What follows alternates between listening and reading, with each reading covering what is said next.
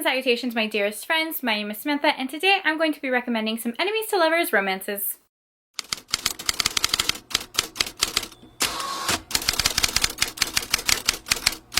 Hello, how are you? Welcome back to my channel, and welcome to Trope Week. This is a little series on my channel that I'm doing where for a full week I'm posting back-to-back videos, and each day I'm going to be focusing on one specific trope.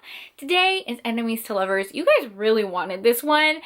I have to say, enemies to lovers isn't my favorite trope. My personal favorite is like friends to lovers, which is the exact opposite. But I have some really good recommendations that really changed my mind about this trope, and I'm excited to talk about them. 12 recommendations to talk about today, so we're just gonna hop right in. I considered making this like a historical romance recommendation video because I have a ton of historical romances to talk about. I think enemies to lovers and historical romance just go really well together. So yeah, we're just gonna hop right in. I have some books that aren't historical romance, I promise. Okay, so the first book is a book that I've talked about a ton on my channel, and that is The Hellion by Christy Caldwell.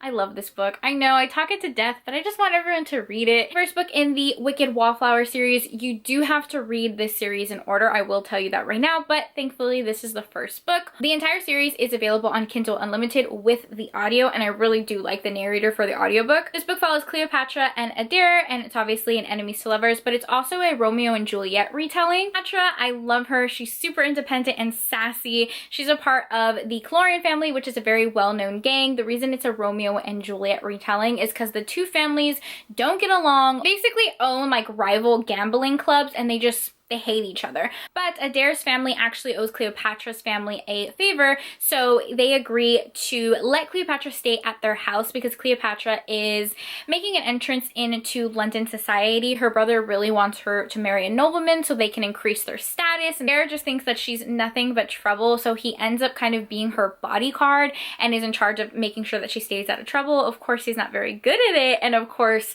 they fall in love, and I freaking love this book. The tension between the characters, the chemistry between the characters, everything was perfect. The next book that I want to talk about is Then Came You by Lisa Kleypas. This was our book club pick for the historical Hellions.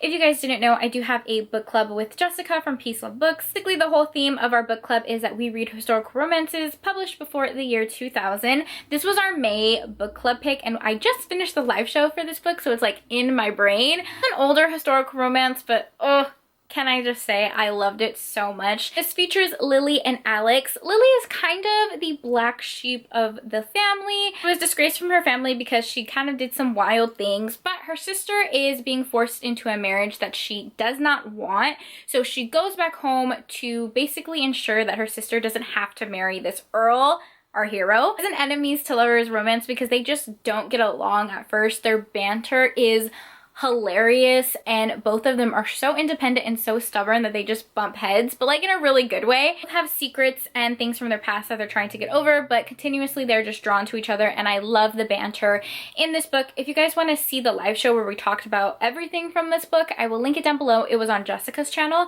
if you want to watch. Okay, a book that is very, very similar to that one, and I mentioned it in the live show, is A Beastly Kind of Earl by Mia Vinci. It is also a Beauty and the Beast retelling, so it follows our heroine Thea, who also is shunned from her family because of some rumors that were spread about her years ago. Her sister is being forced into a marriage that she doesn't want. See, I told you guys these books were really familiar. So Thea ends up coming to help her sister not marry this Earl. This was an arranged marriage. Her sister had actually never met the Earl, so Thea ends up dressing up and pretending to be her sister so that she can trick the Earl. She is such a prankster, and throughout the book she likes to do like little pranks, and she's just really fun and bubbly. Okay, sorry about that, but my camera actually died. I don't really remember where I left off, but I think I was talking about A Beastly Kind of Earl. Basically what I was saying is that Thea is kind of taking advantage of the Earl's money because she wants to write a book exposing the truth of what really happened to her so that she can be back into polite society.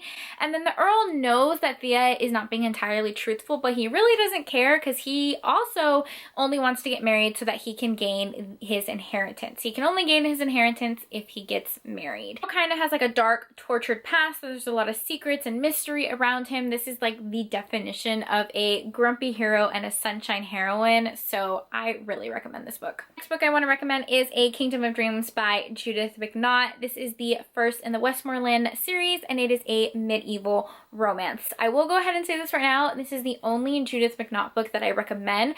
I don't really like any of her other books, but this one I loved. I give it a 5 stars, and I would highly, highly recommend. Our heroine, Jennifer, who is Scottish. She is also shunned from her family. I don't know what it is about our heroines being shunned from their families, but she is sent to a nunnery where she is kidnapped by our hero. Yeah, it's an enemies to lovers romance for sure. Royce is English and Jennifer is Scottish, and their families are enemies, so he ends up kidnapping her kind of as leverage. I know that kind of sounds like a darker romance, but I really enjoyed this run. Royce starts off as like this dark, stoic hero, and then he turns into a little bit of a cinnamon roll, and I just really enjoyed the relationship. Jennifer is so independent. If you guys like really strong-willed heroines, you will love this one. The entire story and the plot is very fast-paced. It's a very easy, quick read, a great medieval historical romance. Getting all the historical romances out of the way, I promise I have more than just that, but the next one is a historical romance. 7 Scandals to Start to Win a Duke's Heart by Sarah McLean. The third book in the Love by Number series. I feel like you could read the series out of order, but I do enjoy all the books in the series. It follows Juliana, and she's entering her first season into London. I believe Juliana is Italian, and she's not really a part of like English society, but she has half-brothers who you see in the first and second book who are noblemen, so they're trying to get her to enter into society and potentially marry someone with a title. She ends up meeting our hero Simon, who is a duke, and when they first meet, they have a really great chemistry, a great attraction to each other.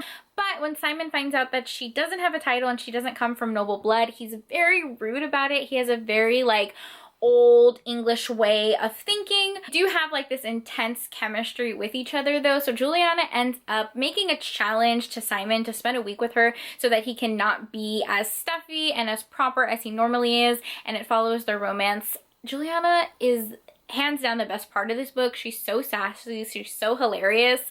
Absolutely adored her. Sarah McLean has some amazing books, and this audiobook is also really good. The book I want to recommend is All Scott and Bothered by Kerrigan Byrne. This is the second book in her series. The book follows Cecilia, who ends up inheriting her aunt's gambling hell after she passes away. The gambling hell is definitely not what she expected, and it comes with a lot of secrets. This is how she meets our hero Ramsay, who is the Lord Chief Justice, and he wants to shut the gambling hell down because he thinks that some dark things are happening in there. The book has so many great things going for it. It's a Scottish romance. It has a grumpy hero, sunshine heroine. It has a curvy heroine.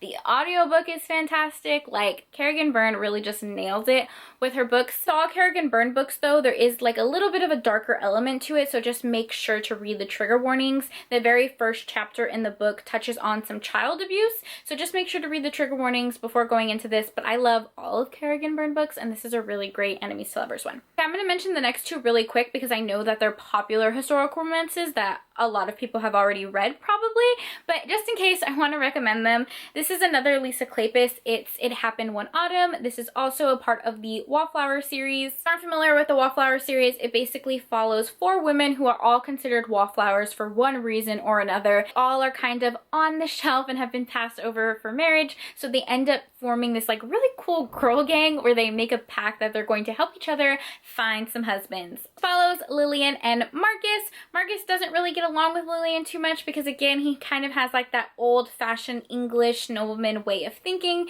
and Lillian is an American, and they end up butting heads for a lot of cultural differences.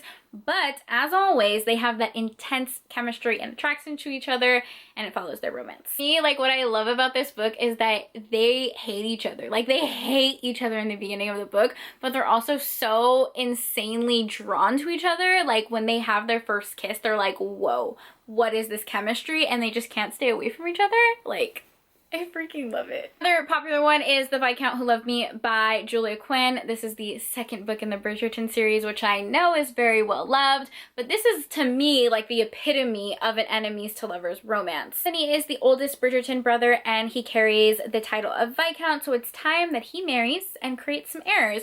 So he decides that he doesn't really want to marry for love. He literally just wants to marry to continue his family line. So he wants to find someone very prim and proper and everything everything that he thinks an English noblewoman should be. Ended up forming kind of an engagement with Kate's sister, but Kate really doesn't want her sister to marry Anthony because she sees him as nothing but a rake. So she kind of intercepts, you know, their engagement, and it has this enemies to lovers vibe. Many funny moments in this book, and I think what everyone loves about the Bridgerton series is the family.